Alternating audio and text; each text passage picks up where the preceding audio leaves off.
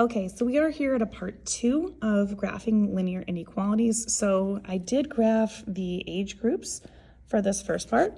We said that the double shaded area right here is the only area which meets both requirements. You are greater than 20, but less than 65, or equal to those numbers, which is why there's 2 solid lines here. But now we have to worry about our beats per minute. We are given this information, 220 minus our age, and then we're also given some information about being at least 70% of your maximum and at most 85% of your maximum for your heart rate. So we're going to write 2 inequality statements for the y values. So our heart rate, or our beats per minute, we said it can be 70%. I'm going to say it says at least 70% of this. So we're going to say it can be, or it could be more. So we're going to write that. And then 70% would be 0.7. And then we just do that 220 minus x. And then we have one more. We have what the maximum would be, which would be at most 85%. Can be 85%.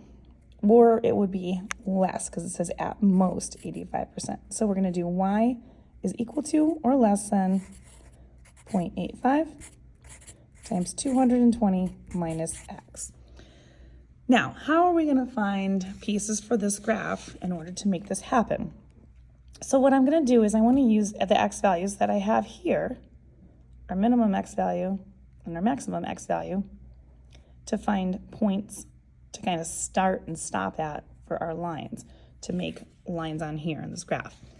So what I'm going to do is I'm going to start off with the first one, and I'm going to put y is less than or equal to 0.7 times 220. We'll do the minimum value, which was 20 years of age. And then we're also going to do 0.7 times our maximum age, which was 65. And we're going to see what that looks like. So when I find out what 220 minus 20, do that and then times that by 0.7 or 70%, and we're going to get a heart rate of 140. Now when I do that for a 65-year-old person, my maximum heart rate should be 108.5. So now I have 2 points that I can connect this line in order to work with. So I'm going to start with a 20. So we went from 20, and we're going to do a heart rate of 140. So on my graph, I'm going to go from 20, and then I'm going to go up to 140. Put a dot right here. And then I'm going to do the same thing here. For 65 years of age, it's going to be 108.5. So 65 is over here, and 108, this is 110 right here. So it's going to be just below that line. Put it about right here. And then I want to connect those 2 lines, or those 2 points. And again, this is where it gets tricky because you don't want to shade in too hard because then you're going to have a problem. So you want to use a straight edge when you're doing this. Let's see if I can do this well.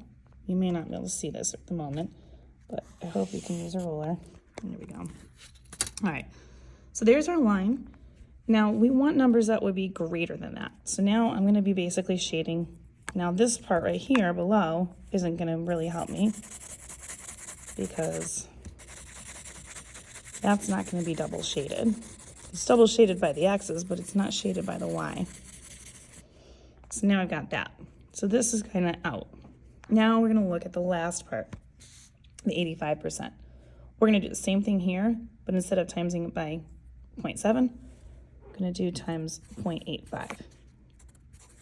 And we're going to find out the numbers. Again, we're going to do our minimum value age of 20, and then our maximum age of 65.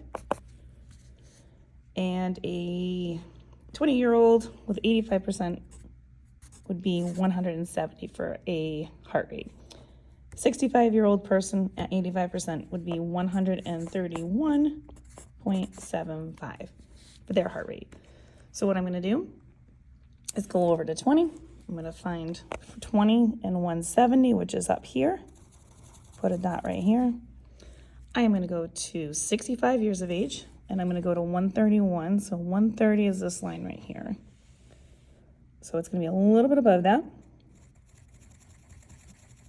And eyeballing, it's okay for this. And then we're going to put our ruler down, do the same thing we did with the last one. And now on this inequality, just give me 1 second.